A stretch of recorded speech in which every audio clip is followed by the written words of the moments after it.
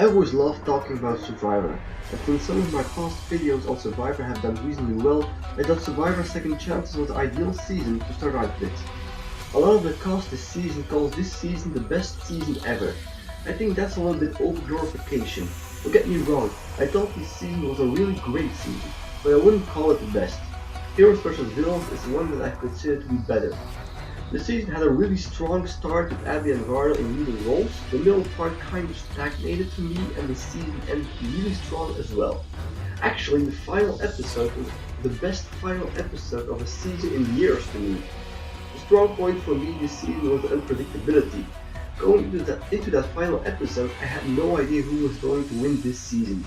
The only thing I was pretty sure of is that Keith and Kimmy weren't going to win, but everything else was wide open. That kept the season very entertaining throughout the episodes. The downside to the season was that there wasn't a dominating player, which makes it difficult to determine who played the best game. Of course, a dominating player usually makes it a predictable season, but you can't have it all. I'd like to review this season by going down the players by the impact they had on the game, starting with the winner, Jeremy. Jeremy already showed in his first season that he had a knack for this game, that he kind of was the alpha male in front of the curtains in San Juan del Sur, while this season he was more an alpha male behind the curtains. His social game was amazing. He wasn't a player with flashy moves, but the relationships he made carried him throughout the entire season. It seemed like to a lot of people he wasn't ever really targeted. I mean, how many times was Jeremy actually in real danger throughout? Of course, he also had the perfect backstory to bring with him to the final trial. It was touching how he revealed that he was going to have a son, but also very smartly told it right at the end. Even though he won 10-0, he hasn't played a perfect game though. He has played the perfect social game, but there are caveats to his game. Namely, he had the counter protection of two idols. One of the idols he found during a challenge which you could consider a flashy move. As for usage of the idols, the second one got him over the hump at Final 6, the first one, however, he kind of wasted on Steven. Giving away and the idol didn't really got him much, even though he does say that after that idol play, people flocked to him like people flocked to Wentworth after she idoled out Savage. The wasted idol play also kind of got worse if you consider that it is his only flashy move. In this regard, some might say Jeremy played a boring game, and there is something to be said about that. But if all is said and done, I do think Jeremy is deserving a very beautiful winner of the game, with his social game crying out as his biggest accomplishment. Talking about Jeremy's social game also brings with something that has been talked about throughout the season. The fact that these voting blocks are this new revolution within the game. I don't really agree. It's just a new name with something that has existed before. It's like if you call a dog something else than a dog and say it's a new animal.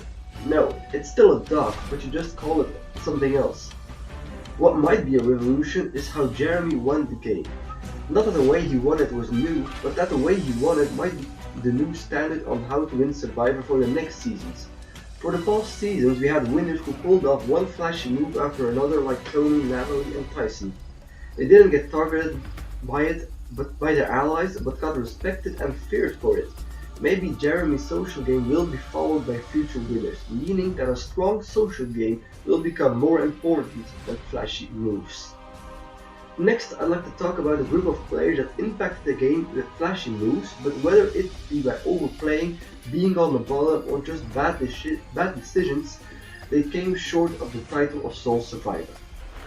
First off, there's Spencer. He really did try to make the most of his second chance and tried to reinvent his game. And for a big chunk he succeeded. He added a layer to his game by creating more deep relationships.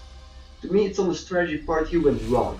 He made a couple of bad decisions like taking out Steve when he did and not siding with Wentworth when he should have. But he also had his share of bad luck.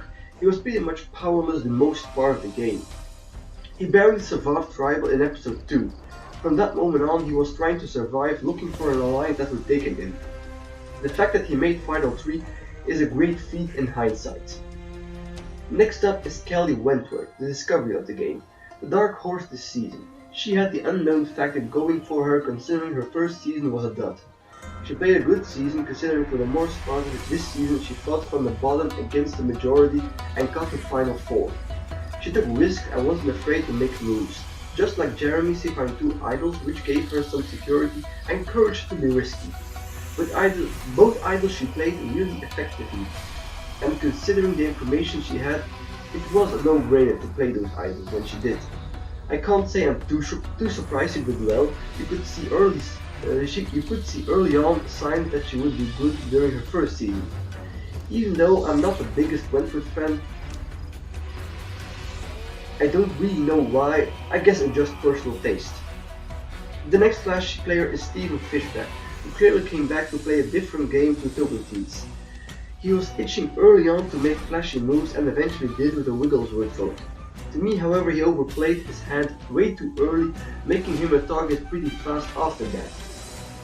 Voting at Wigglesworth wasn't worth getting voted out 2 tribals later. In Tocantins he played a loyal game and let JT drive the bus almost the entire game. This time Steven took control of the wheel but drove the bus against a cliff halfway through the game. Playing a game somewhere in between those opposite would have probably served him better. I'd like to lump in Cass and Sierra together since they made the same mistake to me. Like Fishback, they came to play the game hard, but unlike Steven, they never had the numbers to back them up. In Cass's case, it led her to make rash decisions and not so diplomatic approach to her fellow castmates. She was doing fine pre-merge, but with the Wu vote and the first tribal post-merge, Chaos Cass re-emerged to her joy, but to Cass her detriment. Sierra also came to play the game hard, but never had the numbers. Frustrated by that, like Cass, she took that not so subtle approach of vocally showing her frustrations and desire to make big moves. She never really had a real shot at the game for me. A last flashy player we might forgotten by now is Jeff Varner. After all, he did make the first part of the season an enjoyable watch. I don't recall Varner in Australia as a particularly memorable player beside the Kimmy Chicken drama. This season, however, he emerged as a power player, early setting himself as the guy in the middle. In the end, however, he played way too early, way too fast. The tribe swap also screwed him over and somewhat, even though he had the majority. The next bunch of players were kind of floaters, not being especially memorable, but still had an impact on the season. Let's start with Tasha, who reached the final 3 after all. For the most part of the game, she truly played the floater game to me. She chose her alliance well, but eventually never really made a move against her alliance. Her only high point was the comeback at Anchor, where she held down 2-4. With some great gameplay, she pulled Abby to her side and caused the majority to crumble. Sadly, this was pre-merge. Post-merge, I can't really say I enjoyed Tasha. Next is Keith, who finished 5th. I love Keith to death. He does what he is expected to do and why he was voted on the show. Strategy-wise, he's a non-entity, but he's really fun to watch for comic relief and great television. I voted for him and I don't regret it for a minute. 6th finisher is Kimmy. For the most part, she as well was a floater. But considering she was a non-entity in Australia, she did good this season by getting into a good alliance and making a move when she felt she had to. Kimmy had 2 high votes. Her first one was the Malika vote.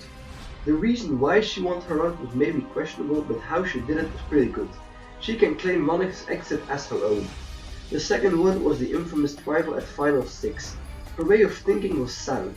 As one of the few, she realized the threat that Jeremy was despite being close with him.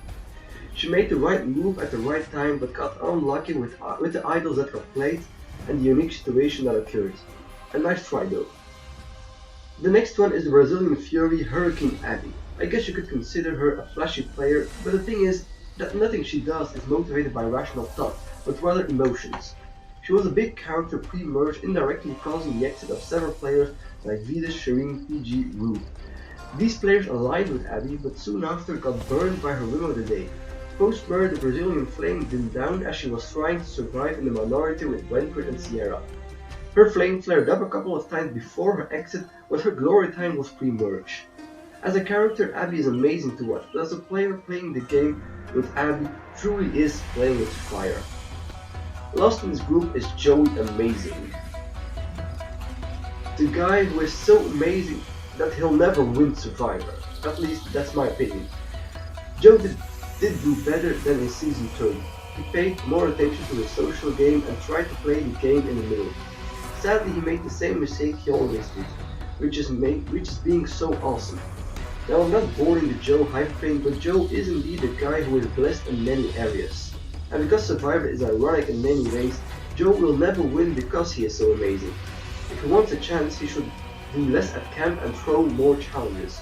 In that way, not everyone is looking at him post-merge. For the last group of players, I can be short, since these are the non-entities. Try as they might, their second chance didn't amount to much. First up is Kelly Wigglesworth, who is Survivor Heritage as the first runner-up. Sadly, that's all she ever added to this season. She was never good TV, and strategy-wise, she played the old-school loyal game and it didn't got very far either. Her jury question to the final three represents her season pretty accurately to me. Next is Savage. You might say Savage wasn't a complete non-entity, but what did he actually do this season? He tried to bro down with alpha males and told a story about how amazing her life is and expected us to cry about it. The only thing that was fun to read about Savage was the way he was voted out with an idol. The rest of the cast you can group up since they never truly delivered. Like, what can you say about Wu other than he's a snooze fest? Terry was unlucky that he was taken out for personal reasons, but he wasn't playing the most memorable game up until then. Monica disappointed as well. I felt that there was potential there, but she seems to lack the skills for now. Peih-Gee was also easily forgotten beside the bracelet gate with Abby. Shireen is also a tryhard who wants to be good at the game so badly but falls way too short. And finally Virus, who thought he could swarm his way to the end but swarmed his way to the third boot instead. As a closing statement, I would say this was a fun and very enjoyable season. Was it the best season we ever had? No, not to me. I would place it around 5th place. The strong point of the season was its unpredictability. With this season we probably close off another generation of Survivor and start looking for new ones in season 32. I'll probably do a preview for the next season starting somewhere in February. See you then.